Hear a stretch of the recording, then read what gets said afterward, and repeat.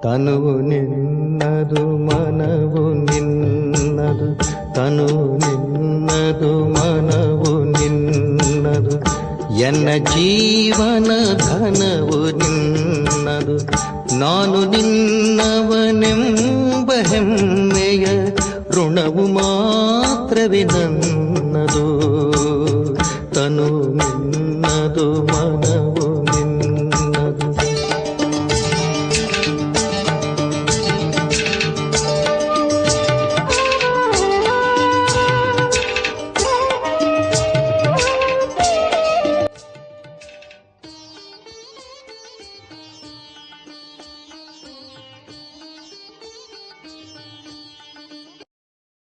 ಓಂ ಶಾಂತಿ. ಮುರುಳಿಯ ದಿನಾಂಕ 21/8/2026. ಬಾಪ್ದಾದ ಮಧುಬನ.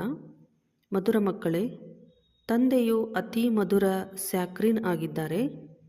ಆದ್ದರಿಂದ ಅನ್ಯ ಎಲ್ಲ ಮಾತುಗಳನ್ನು ಬಿಟ್ಟು ಒಬ್ಬ ತಂದೆಯನ್ನು ನೆನಪು ಮಾಡಿರಿ, ಆಗ ಮಧುರ ಸ್ಯಾಕ್ರಿನ್ ಆಗಿಬಿಡುತ್ತೀರಿ. ಪ್ರಶ್ನೆ: ನೀವು ತಂದೆಯ ಮೂಲಕ ಶ್ರೀಮತವನ್ನು ಪಡೆದು ತಮ್ಮಲ್ಲಿ ಯಾವ ಸಂಸ್ಕಾರವನ್ನು ತುಂಬಿಕೊಳ್ಳುತ್ತಿದ್ದೀರಿ?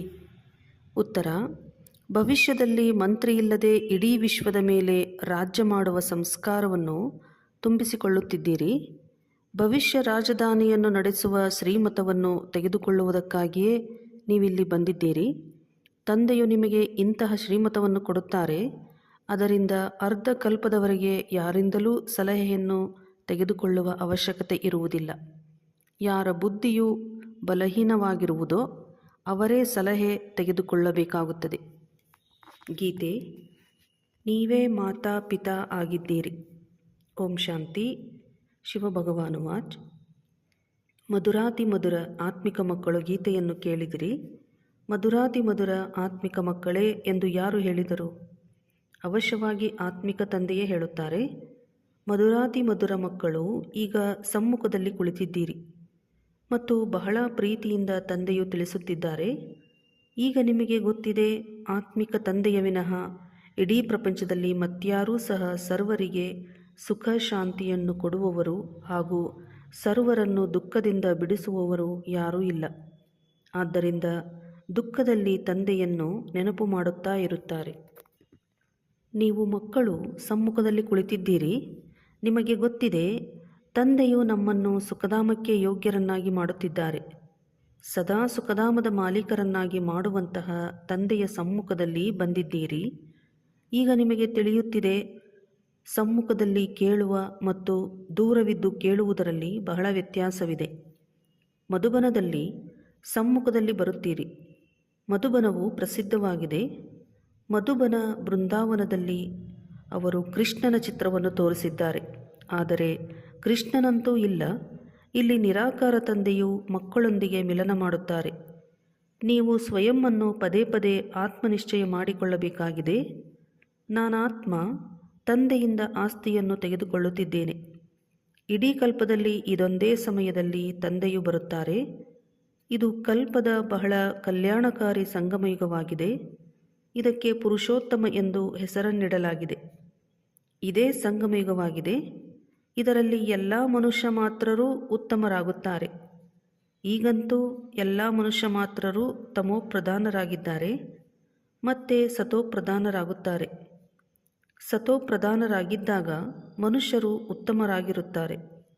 ತಮೋಪ್ರಧಾನರಾಗುವುದರಿಂದ ಮನುಷ್ಯರೂ ಕನಿಷ್ಠರಾಗುತ್ತಾರೆ ಅಂದಾಗ ತಂದೆಯು ಕುಳಿತು ಸಮ್ಮುಖದಲ್ಲಿ ಆತ್ಮರಿಗೆ ತಿಳಿಸುತ್ತಾರೆ. ಎಲ್ಲ ಪಾತ್ರವನ್ನು ಆತ್ಮವೇ ಅಭಿನಯಿಸುತ್ತದೆ, ಶರೀರವಲ್ಲ. ಆತ್ಮ ಮತ್ತು ಶರೀರ ಯಾವಾಗ ಇವೆರಡರ ಮೇಳವಾಗುವುದೋ ಆಗ ಪಾತ್ರವನ್ನು ಅಭಿನಯಿಸಲ್ಪಡುತ್ತದೆ. ನಿಮ್ಮ ಬುದ್ಧಿಯಲ್ಲಿ ಬಂದಿದೆ, ನಾವಾತ್ಮರು ಮೂಲತಃ ನಿರಾಕಾರಿ ಪ್ರಪಂಚ ಅಥವಾ ಶಾಂತಿಧಾಮದ ನಿವಾಸಿಗಳಾಗಿದ್ದೇವೆ. ಇದು ಯಾರಿಗೂ ತಿಳಿದಿಲ್ಲ. ತಾನು ತಿಳಿದುಕೊಳ್ಳುವುದೂ ಇಲ್ಲ, ಅನ್ಯರಿಗೂ ತಿಳಿಸುವುದಿಲ್ಲ. ಈಗ ನಿಮ್ಮ ಬುದ್ಧಿಯ ಬೀಗವು ತೆರೆದಿದೆ. ನೀವು ತಿಳಿದುಕೊಂಡಿದ್ದೀರಿ, ಅವಶ್ಯವಾಗಿ ಆತ್ಮರು ಪರಮಧಾಮದಲ್ಲಿರುತ್ತಾರೆ. ಅದು ನಿರಾಕಾರಿ ಪ್ರಪಂಚವಾಗಿದೆ. ಇದು ಸಾಕಾರಿ ಪ್ರಪಂಚವಾಗಿದೆ. ಇಲ್ಲಿ ನಾವೆಲ್ಲ ಆತ್ಮರು ಪಾತ್ರಧಾರಿಗಳಾಗಿದ್ದೇವೆ. ಮೊಟ್ಟಮೊದಲು ನಾವು ಪಾತ್ರವನ್ನು ಅಭಿನಯಿಸಲು ಬರುತ್ತೇವೆ. ನಂತರ ನಂಬರ್ವಾರ್ ಆಗಿ ಬರತೊಡಗುತ್ತಾರೆ. ಎಲ್ಲ ಪಾತ್ರಧಾರಿಗಳು ಒಟ್ಟಿಗೆ ಬಂದು ಬಿಡುವುದಿಲ್ಲ. ಭಿನ್ನ ಭಿನ್ನ ಪ್ರಕಾರದ ಪಾತ್ರಧಾರಿಗಳು ಬರುತ್ತಾ ಇರುತ್ತಾರೆ. ಯಾವಾಗ ನಾಟಕವು ಮುಕ್ತಾಯವಾಗುವುದೋ ಆಗ ಎಲ್ಲರೂ ಒಟ್ಟಿಗೆ ಸೇರುತ್ತಾರೆ. ಈಗ ನಿಮಗೆ ಪರಿಚಯ ಸಿಕ್ಕಿದೆ. ಆತ್ಮವು ಮೂಲತಃ ಶಾಂತಿಧಾಮ ನಿವಾಸಿಯಾಗಿದೆ. ಇಲ್ಲಿಗೆ ಪಾತ್ರವನ್ನು ಅಭಿನಯಿಸಲು ಬರುತ್ತದೆ. ತಂದೆಯು ಇಡೀ ಸಮಯ ಪಾತ್ರವನ್ನು ಅಭಿನಯಿಸಲು ಬರುವುದಿಲ್ಲ. ನಾವೇ ಪಾತ್ರವನ್ನು ಅಭಿನಯಿಸುತ್ತಾ ತಮೋಪ್ರಧಾನರಾಗಿ ಬಿಟ್ಟಿದ್ದೇವೆ. ಈಗ ನೀವು ಮಕ್ಕಳಿಗೆ ಸಮ್ಮುಖದಲ್ಲಿ ಕೇಳುವುದರಿಂದ ಬಹಳ ಆನಂದವಾಗುತ್ತದೆ. ಇಲ್ಲಿ ಸಮ್ಮುಖದಲ್ಲಿ ಇದ್ದೀರಲ್ಲವೇ ಅಂದಾಗ ಮೊಟ್ಟ ಮೊದಲಿಗೆ ಸತ್ಯಯುಗಿ ಆದಿಸನಾತನ ದೇವಿ ದೇವತಾ ಧರ್ಮದವರೇ ಬರುತ್ತಾರೆ. ನೀವು ತಿಳಿದುಕೊಂಡಿದ್ದೀರಿ, ಭಾರತವು ದೇವಿ ದೇವತೆಗಳ ಸ್ಥಾನವಾಗಿತ್ತು, ಈಗ ಇಲ್ಲ. ಚಿತ್ರಗಳನ್ನು ನೋಡುತ್ತೀರಿ ಅಂದಾಗ ಅವಶ್ಯವಾಗಿ ಇದ್ದರೂ ಮೊಟ್ಟ ಮೊದಲು ನಾವು ದೇವಿ ದೇವತೆಗಳಾಗಿದ್ದೆವು. ತಮ್ಮ ಪಾತ್ರವನ್ನು ನೆನಪು ಮಾಡಿಕೊಳ್ಳುತ್ತೀರೋ ಅಥವಾ ಮರೆತು ಹೋಗುತ್ತೀರೋ? ತಂದೆಯು ಹೇಳುತ್ತಾರೆ, ನೀವು ಈ ಪಾತ್ರವನ್ನು ಅಭಿನಯಿಸಿದ್ದೀರಿ. ಇದು ನಾಟಕ ಆಗಿದೆ. ಹೊಸ ಪ್ರಪಂಚವೇ ಮತ್ತೆ ಹಳೆಯದಾಗುತ್ತದೆ. ಮೊಟ್ಟ ಮೊದಲು ಮೇಲಿನಿಂದ ಯಾವ ಆತ್ಮರು ಬರುವರೋ ಅವರು ಸತ್ಯುಗದಲ್ಲಿ ಬರುತ್ತಾರೆ. ಇವೆಲ್ಲ ಮಾತುಗಳು ಈಗ ನಿಮ್ಮ ಬುದ್ಧಿಯಲ್ಲಿದೆ. ಸತ್ಯಯುಗದ ಆದಿಯಲ್ಲಿ ನೀವೇ ಪಾತ್ರವನ್ನು ಅಭಿನಯಿಸಲು ಬಂದಿದ್ದೀರಿ. ನೀವು ವಿಶ್ವದ ಮಾಲೀಕರು, ಮಹಾರಾಜ ಮಹಾರಾಣಿಯಾಗಿದ್ದಿರಿ. ನಿಮ್ಮದು ರಾಜಧಾನಿ ಇತ್ತು, ಈಗಂತೂ ರಾಜಧಾನಿ ಇಲ್ಲ. ನಾವು ರಾಜ್ಯಭಾರವನ್ನು ಹೇಗೆ ನಡೆಸಬೇಕು ಎಂಬುದನ್ನು ನೀವೀಗ ಕಲಿಯುತ್ತಿದ್ದೀರಿ. ಅಲ್ಲಿ ಮಂತ್ರಿಗಳಿರುವುದಿಲ್ಲ. ಸಲಹೆಯನ್ನು ತೆಗೆದುಕೊಳ್ಳುವ ಅವಶ್ಯಕತೆಯೇ ಇರುವುದಿಲ್ಲ. ಅವರು ಈ ಸಮಯದಲ್ಲಿ ತಂದೆಯ ಶ್ರೀಮತದಿಂದ ಶ್ರೇಷ್ಠಾತಿಶ್ರೇಷ್ಠರಾಗಿ ಬಿಡುತ್ತಾರೆ. ಆದ್ದರಿಂದ ಅವರಿಗೆ ಮತ್ಯಾರಿಂದಲೂ ಸಲಹೆಯನ್ನು ಪಡೆಯುವ ಅವಶ್ಯಕತೆ ಇರುವುದಿಲ್ಲ. ಒಂದು ವೇಳೆ ಯಾರಿಂದಲಾದರೂ ಸಲಹೆಯನ್ನು ತೆಗೆದುಕೊಂಡರೆ ಅವರ ಬುದ್ಧಿಯು ಬಲಹೀನವಾಗಿದೆ ಎಂದು ತಿಳಿಯಲಾಗುತ್ತದೆ. ಈಗ ಯಾವ ಶ್ರೀಮತವು ಸಿಗುತ್ತದೆಯೋ ಅದು ಸತ್ಯುಗದಲ್ಲಿಯೂ ಸ್ಥಿರವಾಗಿರುತ್ತದೆ. ಈಗ ನಿಮ್ಮ ಆತ್ಮವು ತಾಜಾ ಆಗುತ್ತಿದೆ, ಅಂದರೆ ಪವಿತ್ರ ಆಗುತ್ತಿದೆ, ಶುದ್ಧ ಆಗುತ್ತಿದೆ. ಈಗ ನೀವು ಮಕ್ಕಳು ಆತ್ಮಾಭಿಮಾನಿಗಳಾಗಬೇಕಾಗಿದೆ. ಶಾಂತಿಧಾಮದಿಂದ ಬಂದು ನೀವಿಲ್ಲಿ ಶಬ್ದದಲ್ಲಿ ಬಂದಿದ್ದೀರಿ. ಶಬ್ದದಲ್ಲಿ ಬರದೆ ಕರ್ಮವು ನಡೆಯುವುದಿಲ್ಲ. ಇವು ಬಹಳ ತಿಳಿದುಕೊಳ್ಳುವ ಮಾತುಗಳಾಗಿವೆ. ಹೇಗೆ ತಂದೆಯಲ್ಲಿ ಸಂಪೂರ್ಣ ಜ್ಞಾನವಿದೆಯೋ ಹಾಗೆಯೇ ನಿಮ್ಮಲ್ಲಿ ಈಗ ಜ್ಞಾನವಿದೆ. ನಾನು ಒಂದು ಶರೀರವನ್ನು ಬಿಟ್ಟು ಸಂಸ್ಕಾರದ ಅನುಸಾರ ಮತ್ತೆ ಇನ್ನೊಂದನ್ನು ತೆಗೆದುಕೊಳ್ಳುತ್ತೇನೆ ಎಂದು ಆತ್ಮವು ಹೇಳುತ್ತದೆ. ಪುನರ್ಜನ್ಮವು ಅವಶ್ಯವಾಗಿ ಆಗುತ್ತದೆ. ಆತ್ಮಕ್ಕೆ ಏನೆಲ್ಲ ಪಾತ್ರವು ಸಿಕ್ಕಿದೆಯೋ ಅದನ್ನು ಅಭಿನಯಿಸುತ್ತಾ ಇರುತ್ತದೆ ಮತ್ತು ಸಂಸ್ಕಾರಗಳ ಅನುಸಾರ ಇನ್ನೊಂದು ಜನ್ಮವನ್ನು ತೆಗೆದುಕೊಳ್ಳುತ್ತಾ ಇರುತ್ತದೆ. ದಿನ ಪ್ರತಿದಿನ ಆತ್ಮದ ಪವಿತ್ರತೆಯ ದರ್ಜೆಯು ಕಡಿಮೆಯಾಗುತ್ತಾ ಹೋಗುತ್ತದೆ. ಪತಿತ ಶಬ್ದವನ್ನು ದ್ವಾಪರಯುಗದ ನಂತರ ಉಪಯೋಗಿಸುತ್ತಾರೆ. ಆದರೂ ಸಹ ಸ್ವಲ್ಪ ವ್ಯತ್ಯಾಸವಿರುತ್ತದೆ. ನೀವು ಹೊಸ ಮನೆಯನ್ನು ಕಟ್ಟಿಸಿ 1 ತಿಂಗಳಿನ ನಂತರ ಅವಶ್ಯವಾಗಿ ಅದರಲ್ಲಿ ವ್ಯತ್ಯಾಸವಿರುತ್ತದೆ. ನೀವೀಗ ತಿಳಿದುಕೊಳ್ಳುತ್ತೀರಿ, ತಂದೆಯು ನಮಗೆ ಆಸ್ತಿಯನ್ನು ಕೊಡುತ್ತಾರೆ. ನಾನು ಮಕ್ಕಳಿಗೆ ಆಸ್ತಿಯನ್ನು ಕೊಡಲು ಬಂದಿದ್ದೇನೆ ಎಂದು ಶಿವತಂದೆಯು ತಿಳಿಸುತ್ತಾರೆ. ಯಾರು ಎಷ್ಟು ಪುರುಷಾರ್ಥ ಮಾಡುವರೋ ಅಷ್ಟು ಪದವಿಯನ್ನು ಪಡೆಯುತ್ತಾರೆ. ತಂದೆಯ ಬಳಿ ಯಾವುದೇ ತಾರತಮ್ಯವಿಲ್ಲ. ತಂದೆಗೆ ಗೊತ್ತಿದೆ, ನಾನು ಆತ್ಮರಿಗೇ ಓದಿಸುತ್ತೇನೆ. ಪ್ರತಿಯೊಂದು ಆತ್ಮವು ತನಗಾಗಿ ಪುರುಷಾರ್ಥ ಮಾಡುತ್ತದೆ. ಸ್ತ್ರೀ ಪುರುಷರ ದೃಷ್ಟಿಯು ಇಲ್ಲಿರುವುದಿಲ್ಲ. ನೀವೆಲ್ಲ ಮಕ್ಕಳು ಬೇಹದ್ದಿನ ತಂದೆಯಿಂದ ಆಸ್ತಿಯನ್ನು ಪಡೆಯುತ್ತಿದ್ದೀರಿ. ಎಲ್ಲ ಆತ್ಮರು ಸಹೋದರರಾಗಿದ್ದೀರಿ. ನಿಮಗೆ ತಂದೆಯು ಓದಿಸುತ್ತಾರೆ, ಆಸ್ತಿಯನ್ನು ಕೊಡುತ್ತಾರೆ. ತಂದೆಯೇ ಆತ್ಮಿಕ ಮಕ್ಕಳೊಂದಿಗೆ ಮಾತನಾಡುತ್ತಾರೆ. ಹೇ ಮುದ್ದಾದ ಮಧುರ ಅಗಲಿ ಹೋಗಿ ಮರಳಿ ಸಿಕ್ಕಿರುವ ಮಕ್ಕಳೇ, ನೀವು ಬಹಳ ಸಮಯದಿಂದ ಪಾತ್ರವನ್ನು ಅಭಿನಯಿಸುತ್ತಾ ಈಗ ತಮ್ಮ ಆಸ್ತಿಯನ್ನು ಪಡೆಯಲು ಪುನಃ ಬಂದು ನನ್ನನ್ನು ಮಿಲನ ಮಾಡಿದ್ದೀರಿ. ಇದೂ ಸಹ ನಾಟಕದಲ್ಲಿ ನಿಗದಿಯಾಗಿದೆ ಎಂದು ತಂದೆಯು ಹೇಳುತ್ತಾರೆ. ಆರಂಭದಿಂದ ಹಿಡಿದು ಪಾತ್ರವು ನಿಗದಿಯಾಗಿದೆ. ನೀವು ಪಾತ್ರಧಾರಿಗಳು ಪಾತ್ರವನ್ನು ಅಭಿನಯಿಸುತ್ತಾ ಇರುತ್ತೀರಿ. ಆತ್ಮವು ಅವಿನಾಶಿಯಾಗಿದೆ. ಇದರಲ್ಲಿ ಅವಿನಾಶಿ ಪಾತ್ರವು ತುಂಬಲ್ಪಟ್ಟಿದೆ. ಶರೀರವಂತೂ ಬದಲಾಗುತ್ತಿರುತ್ತದೆ. ಬಾಕಿ ಆತ್ಮವು ಕೇವಲ ಪವಿತ್ರನಿಂದ ಅಪವಿತ್ರವಾಗುತ್ತದೆ. ಸತ್ಯಯುಗದಲ್ಲಿ ಪಾವನರಿರುತ್ತಾರೆ. ಈ ಪ್ರಪಂಚಕ್ಕೆ ಪತಿತ ಪ್ರಪಂಚ ಎಂದು ಹೇಳಲಾಗುತ್ತದೆ. ಈಗ ಸುಖಧಾಮವು ಸ್ಥಾಪನೆಯಾಗುತ್ತದೆ. ಉಳಿದ ಎಲ್ಲ ಆತ್ಮವು ಮುಕ್ತಿಧಾಮದಲ್ಲಿರುತ್ತಾರೆ. ಈಗ ಈ ಬೇಹದ್ದಿನ ನಾಟಕವು ಮುಕ್ತಾಯವಾಗಿದೆ. ಎಲ್ಲ ಆತ್ಮರು ಸೊಳ್ಳೆಗಳ ಸಮಾನ ಹೋಗುವರು. ಈ ಸಮಯದಲ್ಲಿ ಯಾವುದೇ ಆತ್ಮವು ಮೇಲಿನಿಂದ ಬಂದರೂ ಸಹ ಪತಿತ ಪ್ರಪಂಚದಲ್ಲಿ ಅದಕ್ಕೆ ಏನು ಬೆಲೆ ಇರುತ್ತದೆ? ವಾಸ್ತವದಲ್ಲಿ ಯಾರು ಮೊಟ್ಟಮೊದಲು ಪ್ರಪಂಚದಲ್ಲಿ ಬರುವರೋ ಅವರಿಗೆ ಬೆಲೆ ಇರುತ್ತದೆ. ಹೊಸ ಪ್ರಪಂಚ ಇತ್ತು, ಅದು ನಂತರ ಹಳೆಯದಾಗಿದೆ. ಹೊಸ ಪ್ರಪಂಚದಲ್ಲಿ ದೇವತೆಗಳಿದ್ದರು, ಅಲ್ಲಿ ದುಃಖದ ಹೆಸರೂ ಇರಲಿಲ್ಲ. ಇಲ್ಲಂತೂ ಅಪಾರ ದುಃಖವಿದೆ. ತಂದೆಯು ಬಂದು ದುಃಖದ ಹಳೆಯ ಪ್ರಪಂಚದಿಂದ ಮುಕ್ತರನ್ನಾಗಿ ಮಾಡುತ್ತಾರೆ. ಈ ಹಳೆಯ ಪ್ರಪಂಚವು ಅವಶ್ಯವಾಗಿ ಬದಲಾಗಲಿದೆ. ಹೇಗೆ ಹಗಲಿನ ನಂತರ ರಾತ್ರಿ, ರಾತ್ರಿಯ ನಂತರ ಹಗಲಾಗುತ್ತದೆ ಹಾಗೆ ನೀವು ತಿಳಿದುಕೊಳ್ಳುತ್ತೀರಿ. ಅವಶ್ಯವಾಗಿ ನಾವು ಸತ್ಯುಗದ ಮಾಲೀಕರಾಗುತ್ತೇವೆ. ಅಂದ ಮೇಲೆ ನಾವೇಕೆ ಆತ್ಮನಿಶ್ಚಯ ಮಾಡಿಕೊಂಡು ತಂದೆಯನ್ನು ನೆನಪು ಮಾಡಬಾರದು? ಸ್ವಲ್ಪವಾದರೂ ಪರಿಶ್ರಮ ಪಡಬೇಕಾಗುವುದು. ರಾಜ್ಯ ಪದವಿಯನ್ನು ಪಡೆಯುವುದು ಸಹಜವೇನಲ್ಲ. ತಂದೆಯನ್ನು ನೆನಪು ಮಾಡಬೇಕಾಗಿದೆ. ಮಾಯೆಯ ಅದ್ಭುತವೇನೆಂದರೆ ಪದೇ ಪದೇ ನಿಮಗೆ ಮರೆಸಿಬಿಡುತ್ತದೆ.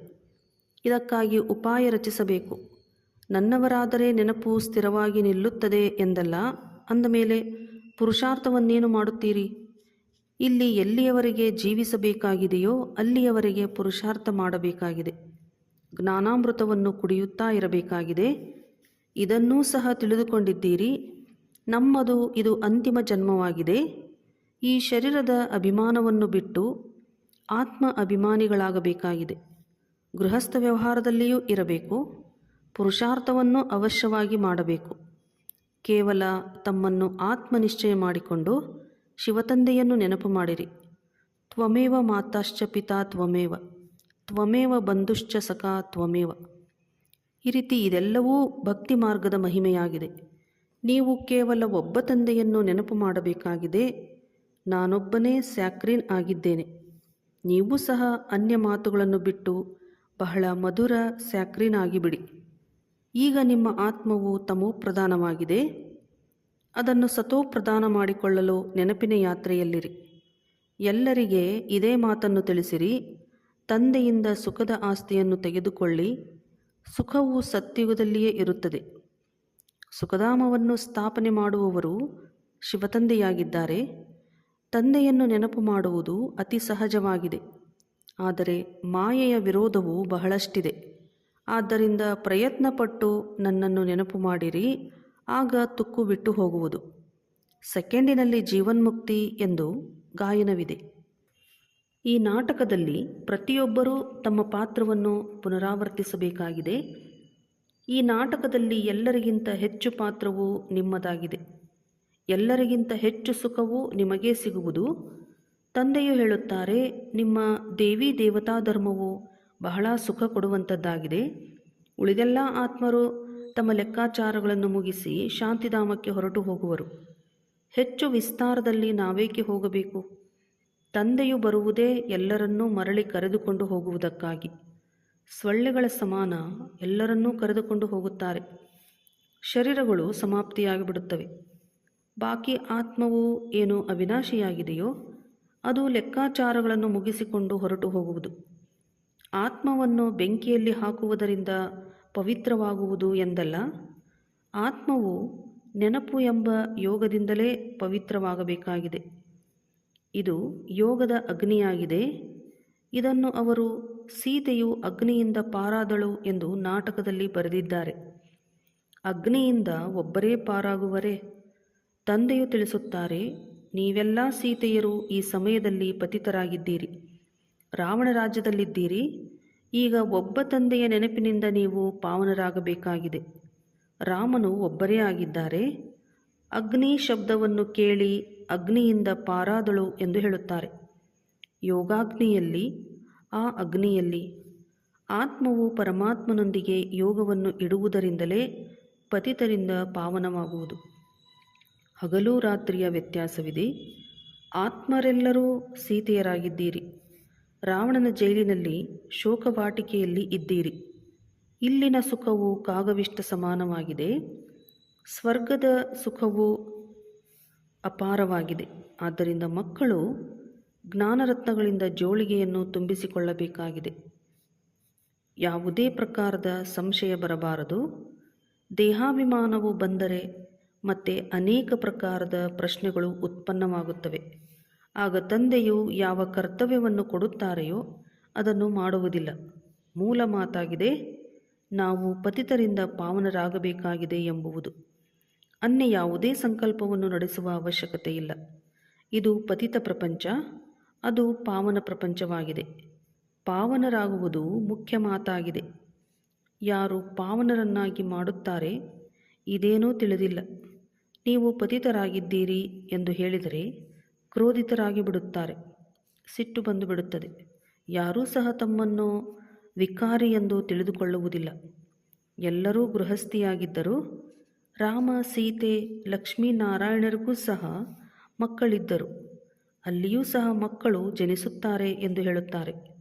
ಆದರೆ ಅದಕ್ಕೆ ನಿರ್ವಿಕಾರಿ ಪ್ರಪಂಚ ಎಂದು ಹೇಳಲಾಗುತ್ತದೆ. ಶಿವಾಲಯವಾಗಿದೆ ಎಂಬುದನ್ನೇ ಮರೆತು ಬಿಟ್ಟಿದ್ದಾರೆ. ತಂದೆಯು ಮಕ್ಕಳಿಗೆ ಎಷ್ಟೊಂದು ಯುಕ್ತಿಗಳನ್ನು ತಿಳಿಸುತ್ತಾ ಇರುತ್ತಾರೆ. ಇವರು ತಂದೆ, ಶಿಕ್ಷಕ, ಸದ್ಗುರುವಾಗಿದ್ದಾರೆ. ಎಲ್ಲರಿಗೆ ಸದ್ಗತಿ ನೀಡುತ್ತಾರೆ. ಅವರಂತೂ ಒಬ್ಬ ಗುರು ಶರೀರ ಬಿಟ್ಟರೆ ಮತ್ತೆ ಮಕ್ಕಳಿಗೆ ಅವರ ಸಿಂಹಾಸನವನ್ನು ಕೊಡುತ್ತಾರೆ. ಈಗ ಅವರು ಹೇಗೆ ಸದ್ಗತಿಯಲ್ಲಿ ಕರೆದುಕೊಂಡು ಹೋಗುವರು? ಸರ್ವರ ಸದ್ಗತಿದಾತನು ಒಬ್ಬರೇ ಆಗಿದ್ದಾರೆ. ರಾವಣ ರಾಜ್ಯದಲ್ಲಿ ದುರ್ಗತಿ ಇದೆ, ರಾಮರಾಜ್ಯದಲ್ಲಿ ಸದ್ಗತಿ ಇರುತ್ತದೆ. ತಂದೆಯು ಎಲ್ಲರನ್ನೂ ಪಾವನ ಮಾಡಿ ಕರೆದುಕೊಂಡು ಹೋಗುತ್ತಾರೆ. ನಂತರ ಕೂಡಲೇ ಯಾರೂ ಪತಿತರಾಗುವುದಿಲ್ಲ. ನಂಬರ್ ವಾರ್ ಆಗಿ ಕೆಳಗಿಳಿಯುತ್ತಾರೆ. ಸತೋಪ್ರಧಾನರಿಂದ ಸತೋ, ರಜೋ, ತಮೋ ಆಗುತ್ತಾರೆ. ನಿಮ್ಮ ಬುದ್ಧಿಯಲ್ಲಿ 84 ಜನ್ಮಗಳ ಚಕ್ರದ ಜ್ಞಾನವಿದೆ. ನೀವೀಗ ಲೈಟ್ ಹೌಸ್ ಆಗಿದ್ದೀರಿ. ಜ್ಞಾನದಿಂದ ಹೇಗೆ ಈ ಚಕ್ರವು ಸುತ್ತುತ್ತದೆ ಎಂಬುದನ್ನು ಅರಿತುಕೊಂಡಿದ್ದೀರಿ. ಈಗ ನೀವು ಮಕ್ಕಳು ಮತ್ತೆಲ್ಲರಿಗೆ ಮಾರ್ಗವನ್ನು ತಿಳಿಸಬೇಕಾಗಿದೆ. ನೀವೆಲ್ಲರೂ ಸೇನೆಯಾಗಿದ್ದೀರಿ. ನೀವು ಮಾರ್ಗವನ್ನು ತಿಳಿಸುವಂತಹ ಪೈಲಟ್ ಆಗಿದ್ದೀರಿ. ಎಲ್ಲರಿಗೆ ತಿಳಿಸಿರಿ. ಈಗ ಶಾಂತಿಧಾಮ, ಸುಖಧಾಮವನ್ನು ನೆನಪು ಮಾಡಿರಿ. ಕಲಿಯುಗ ದುಃಖಧಾಮವನ್ನು ಮರೆತು ಹೋಗಿ. ನಾವು ನಿಮಗೆ ಬಹಳ ಒಳ್ಳೆಯ ಮಾರ್ಗವನ್ನು ತಿಳಿಸುತ್ತೇವೆ. ಪತಿತ ಪಾವನನು ಒಬ್ಬರೇ ನಿರಾಕಾರ ತಂದೆಯಾಗಿದ್ದಾರೆ. ಅವರನ್ನು ನೆನಪು ಮಾಡಿದರೆ ನೀವು ಪಾವನರಾಗಿ ಬಿಡುತ್ತೀರಿ. ನಿಮ್ಮ ಆತ್ಮದಲ್ಲಿ ಹಿಡಿದಿರುವ ತುಕ್ಕು ಕಳೆಯುತ್ತಾ ಹೋಗುತ್ತದೆ. ಭಗವಾನುವಾಚ್ ಮನ್ಮನಾಭವ. ಶಿವ ಭಗವಾನುವಾಚ್ ವಿನಾಶಕಾಲೇ ವಿಪರೀತ ಬುದ್ಧಿ ವಿನಶ್ಯಂತಿ. ಮತ್ತು ವಿನಾಶಕಾಲೇ ಪರಮಪಿತ ಪರಮಾತ್ಮನ ಜೊತೆ ಪ್ರೀತಿ ಬುದ್ಧಿ ವಿಜಯಂತಿ. ನಿಮ್ಮದು ಎಷ್ಟು ಪ್ರೀತಿ ಬುದ್ಧಿ ಇರುವುದೋ ಅಷ್ಟು ಶ್ರೇಷ್ಠ ಪದವಿಯನ್ನು ಪಡೆಯುತ್ತೀರಿ. ದೇಹಾಭಿಮಾನದಲ್ಲಿ ಬಂದರೆ ಇಷ್ಟು ಶ್ರೇಷ್ಠ ಪದವಿಯನ್ನು ಪಡೆಯಲು ಸಾಧ್ಯವಿಲ್ಲ. ಒಳ್ಳೆಯದು. ಮಧುರಾತಿ ಮಧುರ ಅಗಲಿ ಹೋಗಿ ಮರಳಿ ಸಿಕ್ಕಿರುವ ಮಕ್ಕಳ ಪ್ರತಿ ಮಾತಾಪಿತಾ ಬಾಪ್ದಾದಾರವರ ನೆನಪು, ಪ್ರೀತಿ ಹಾಗೂ ಸುಪ್ರಭಾತ. ಆತ್ಮಿಕ ಮಕ್ಕಳಿಗೆ ಆತ್ಮಿಕ ತಂದೆಯ ನಮಸ್ತೆ. ಆತ್ಮಿಕ ಮಕ್ಕಳಿಂದ ಆತ್ಮಿಕ ತಂದೆಗೆ ನಮಸ್ತೆ, ನಮಸ್ತೆ, ನಮಸ್ತೆ. ಧಾರಣೆಗಾಗಿ ಮುಖ್ಯ ಸಾರ. ಜ್ಞಾನರತ್ನಗಳಿಂದ ತಮ್ಮ ಬುದ್ಧಿರೂಪಿ ಜೋಳಿಗೆಯನ್ನು ತುಂಬಿಸಿಕೊಳ್ಳಬೇಕಾಗಿದೆ. ಯಾವುದೇ ಪ್ರಕಾರದ ಸಂಶಯವನ್ನು ತರಬಾರದು. ಎಷ್ಟು ಸಾಧ್ಯವೋ ಅಷ್ಟು ತಂದೆಯನ್ನು ನೆನಪು ಮಾಡುವ ಪುರುಷಾರ್ಥ ಮಾಡಿ ಪಾವನರಾಗಬೇಕಾಗಿದೆ. ಅನ್ಯ ಪ್ರಶ್ನೆಗಳಲ್ಲಿ ಹೋಗಬಾರದು. ಒಬ್ಬ ತಂದೆಯೊಂದಿಗೆ ಸತ್ಯ ಪ್ರೀತಿಯನ್ನು ಇಟ್ಟು ತಂದೆಯ ಸಮಾನ ಮಧುರ ಸ್ಯಾಕ್ರೀನ್ ಆಗಬೇಕಾಗಿದೆ. ವರದಾನ: ಸದಾ ಜ್ಞಾನ ಸೂರ್ಯನ ಸಮ್ಮುಖದಲ್ಲಿರುವ ಅಂತರ್ಮುಖಿ ಸ್ವಮಾನಧಾರಿ ಆಗಿರಿ. ಹೇಗೆ ಸೂರ್ಯನನ್ನು ನೋಡುವುದರಿಂದ ಅವಶ್ಯವಾಗಿ ಸೂರ್ಯನ ಕಿರಣಗಳು ಬರುತ್ತವೆ, ಹಾಗೆಯೇ ಯಾವ ಮಕ್ಕಳು ಜ್ಞಾನ ಸೂರ್ಯ ತಂದೆಯ ಸಮ್ಮುಖದಲ್ಲಿ ಸದಾ ಇರುತ್ತಾರೆಯೋ ಅವರು ಜ್ಞಾನ ಸೂರ್ಯನ ಸರ್ವಗುಣಗಳ ಕಿರಣಗಳನ್ನು ಸ್ವಯಂನಲ್ಲಿ ಅನುಭವ ಮಾಡುತ್ತಾರೆ. ಅವರ ಮುಖದಲ್ಲಿ ಅಂತರ್ಮುಖತೆಯ ಹೊಳಪು ಹಾಗೂ ಸಂಗಮಯುಗದ ಅಥವಾ ಭವಿಷ್ಯದ ಸರ್ವ ಸ್ವಮಾನಗಳ ನಶೆಯು ಕಂಡುಬರುತ್ತದೆ. ಇದಕ್ಕಾಗಿ ತಮ್ಮ ಸ್ಮೃತಿಯಲ್ಲಿ ಸದಾ ಇದೇ ಇರಲಿ, ಇದು ಅಂತಿಮ ಗಳಿಗೆ ಆಗಿದೆ. ಯಾವುದೇ ಗಳಿಗೆಯಲ್ಲಾದರೂ ಈ ತನುವು ವಿನಾಶವಾಗಬಹುದು. ಆದ್ದರಿಂದ ಸದಾ ಪ್ರೀತಿ ಬುದ್ಧಿಯವರಾಗಿದ್ದು ಜ್ಞಾನಸೂರ್ಯನ ಸಮ್ಮುಖದಲ್ಲಿರುತ್ತಾ ಅಂತರ್ಮುಖತೆ ಅಥವಾ ಸ್ವಮಾನದ ಅನುಭೂತಿಯಲ್ಲಿ ಇರಬೇಕಾಗಿದೆ.